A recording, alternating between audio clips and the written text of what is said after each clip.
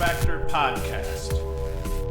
What is up, college lacrosse fans? You are watching episode number 72 of the Lax Factor Podcast. This is part 2 of our college lacrosse weekend recap show.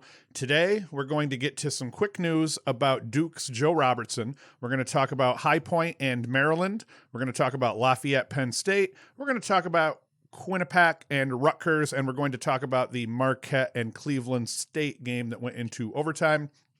But before I get into all of that, as always, be sure to like, subscribe, hit the notification bell, and also best way that you can help us out, just smash that like button blindly. Easy thing to do. Share the podcast on any social media platform that you use. And as always, be sure to go to laxfactor.com where you can get yourself some hats, shirts, mugs, t-shirts, whatever. You can get all sorts of other things to help support the channel through there as well. First, some quick news. It was just announced, I saw on Inside Lacrosse, that Duke's Joe Robertson is going to miss the 2020 season with a torn ACL. So that would explain where Joe Robertson was on Saturday in Duke's loss to Air Force. So that is really bad news for Duke, really bad news for Joe Robertson, and I wish him and his teammates the best of luck moving forward, but more specifically, I wish Joe good luck moving forward. That's terrible news. Now, let's get right into the Big Ten games that we wanted to talk about. High Point and Maryland. It was one of the games that I picked for my upset alert, and for a while, High Point gave Maryland a pretty good run. One thing I really liked about Maryland is Maryland got a lot of guys involved early. The opposite of what Penn State did, which is something that we'll talk about here in a little bit. But Maryland, it was one of the most freewheeling Maryland offenses that I've ever seen. The Terps are typically pretty deliberate. I mean, they'll put up goals and they can score goals in bunches, but they're typically pretty deliberate, careful with the ball. They're not like this big run and gun team where everybody has the green light. And right off the bat, Roman Pugliese, he scores a goal early. So apparently he now has the green light, and it just continued early in the Maryland game as they were actually, they went up 3-0. High Point scores 3 in a row, so it's 3-3. So as they were kind of going back and forth with High Point in the first half, and it was still a close game, it was just a random cast of characters for Maryland that were scoring goals and putting up points, and I like that. A lot of guys got involved, a lot of guys got burned, and a lot of guys put up points. So that's always going to be good because you're developing other players onto your roster into becoming scorers. Now, Brandow, the transfer goalie from Georgetown, he came up strong. He came up big early for Maryland, was probably one of the reasons that Maryland wasn't getting their butts whooped by halftime of this game, because he made a couple of early saves to allow Maryland to get that 3-0 lead. And then as High Point kind of started chipping in, tied it up. And then High Point at one point had taken a lead also. He was just making saves where he needed to be. My worry would have been last year, maybe he doesn't make those saves, or they don't have a keeper that makes some of the saves that he did early, and Maryland, goes down at the half by 3 to 5 goals even. He was key even where he got streaky in that first half. He was still key, and he made some really big saves, a couple of saves that he didn't necessarily even, that you wouldn't have expected him to make to help Maryland keep pace in that first half and then to keep their lead. They had a great game plan, Maryland did, for Asher Nolting. They held Nolting to 1 goal and 3 assists. They beat him up. They double-teamed the crap out of him. I think Nolting held the ball too much. I think instead of letting the game come to him at times, where he still had 3 assists, and he had those assists early, and then he scored that goal a little bit later. But I still think he forced it a little bit, put himself in some bad situations. He turned the ball over quite a bit again, partly out of frustration, out of trying to make too much happen. So Maryland had a great game plan against him. Ben Baker, he looked good for High Point. He only went for 2 goals and 1 assist, but he looked good carrying. And Ben Baker's someone that High Point's going to need to play big, especially as teams start to key on Asher Nolting. So that'll be important. As the scores were going back and forth, the usual suspects for Maryland were quiet early. But once Maryland, I think it was like the 6-5 range or 5-5 range, Wisnowskis started to pick it up a little bit. So as High Point and Maryland started going back and forth, 5-5, 6-5 Maryland, 6-6, 7-6 Maryland, it was Wisnowskis that was kind of chipping in and picking it up at that point and scoring some goals, transition goals, broken play situation goals. And as they started to actually pull away, and Wisnauskas, he finished the game with 6 goals and a helper. And then as they started to pull away, it was both, Wisnauskas and Bernhardt that had picked it up. Bernhardt finished the game with 4 goals and 1 assist. Bubba Fairman had a big day feeding. He went for 1 goal and 5 helpers, Fairman did. And then another kid I liked for High Point, Tyler Hendricks, the freshman, number 44. He had a great game, 3 goals and a helper. So a lot of surprises in the game. I was not the least bit surprised that High Point was able to hang. I was surprised that Maryland, over the course of the fourth quarter, just put a murking on them to spread that lead out 23-12. I was surprised that Maryland ended up, just pumping goals in over the fourth and take that 11. Yeah, 11 goal win. So Maryland, though, more importantly, and one of the big takeaways from this game was Maryland's offense. It seems like they're trying to open it up on purpose, and I wonder how much of that is to try to keep pace with Penn State. They know they're going to have to be able to score goals. They know that offense is going to have to be a finely tuned machine, and it looked like they're going to be working towards that in 2020. So Maryland adopted to play really aggressively offensively against High Point, and I hope they continue that because it will help them, I think, against Penn State.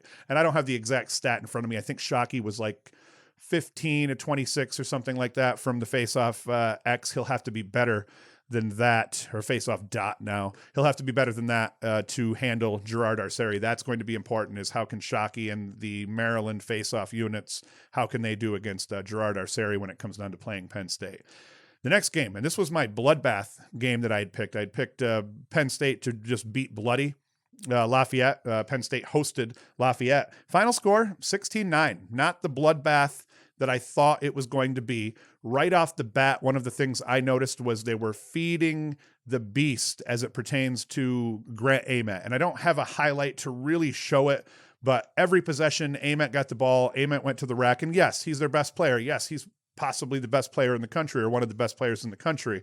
But I felt like they were feeding him the ball and having him get looks early to the detriment of the rest of the team. And when you look at the stat line, that's really what happened. In the end, Ament and O'Keefe, they feasted. They both put up a ton of points, but they did so at kind of the cost of getting other people involved. Now, I think O'Keefe, the way he plays, and being that he's an off-ball attackman, I think he's always kind of forced to let the game come to him.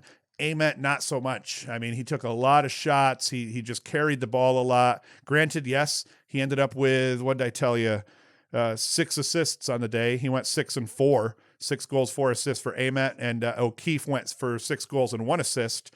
But they did that at the cost, Ament especially did that at the cost of some of these other guys. Trainer, 2 goals, Dylan Folds, 1 goal, 1 assist. Listen, I'm tough on Ament, and I'm tough on that Penn State scheme, but you just get the feeling sometimes that there isn't an almost a concerted effort to inflate these numbers, and it felt that way in this game because, yes, other guys got chances and they didn't finish, but not everybody got into a flow, especially over the course of that first quarter. Ament definitely ate the bulk of those possessions. And then where other guys got the ball, you could tell guys were kind of forcing it. Guys were trying to go to the rack a little bit too hard, risking double teams a little bit too much.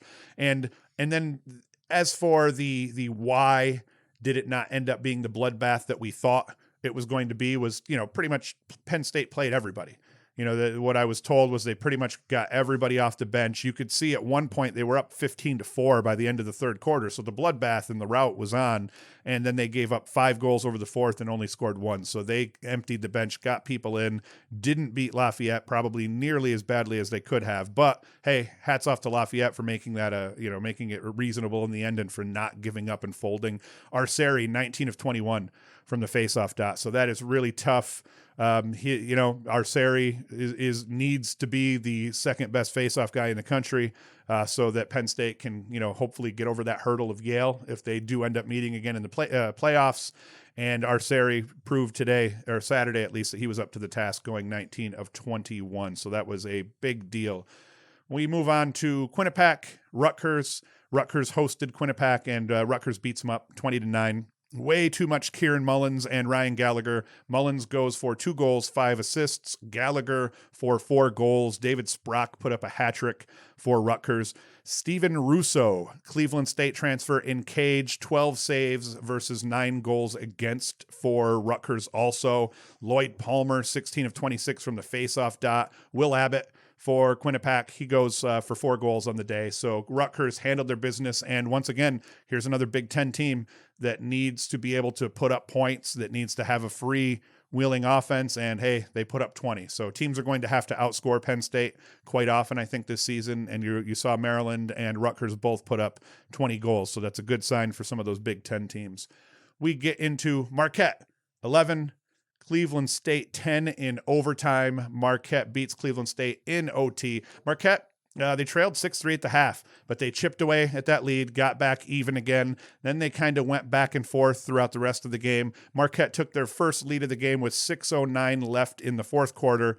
They trade goals, ends up forcing a 10-10 tie. Chris Kirschner, he scores the game winner with about a minute and a half into OT, unassisted for Marquette. And then Devin Cohen, Marquette, he goes for 3 goals, 2 assists on the day. So that ended up being a hell of a game. I'd thought that some of these mid-level team games were going to end up being good, knowing that Cleveland State and Marquette were fairly closely matched. I can't remember what I picked and who I'd picked in that game. I think I picked Cleveland State. I think I did. I'm pretty bad at picking games. I mean, obviously anyone can pick some of these easy ones where you know who's going to win, but for the most part, I do not do a great job picking games. So there was more games that we were going to talk about. I'm not going to really get into the D2 because the games that we talked about for that were pretty rough. Next week we'll probably do a lot more D2 and D3 at the end of each show. We'll probably continue to break the show up into 2 parts like we did this week. Simply, it'll allow us to kind of do a slightly better job for the 2 main games each week, or the 4 main games that we want to cover each week. So we'll probably do 2 games every week with highlights at the front end of the show.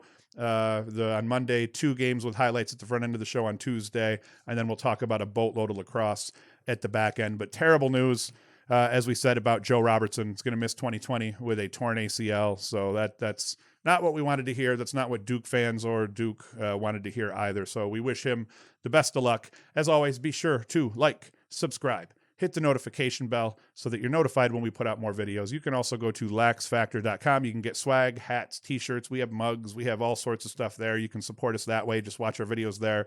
Easiest way to help us, though, just smash that like button. That would be awesome. We are going to be back tomorrow. Yeah, again, another video tomorrow, Wednesday. You're watching this on Tuesday, most likely. So Wednesday, we're going to put up some of the highlights from the Yale-Syracuse scrimmage up at Ensley Athletic Complex in Syracuse. That was on Sunday that I attended. Got a couple interviews from players. I talked to Nick Mellon and Griffin Cook for that. So that'll be out Wednesday, and then make sure you come back Thursday because we have our weekend, our second of the season. We have our weekend preview show for college lacrosse where we're going to rip through all of the games that are coming up in week 1 because this past week here that we just played was week 0. So as always, thank you for watching. Enjoy.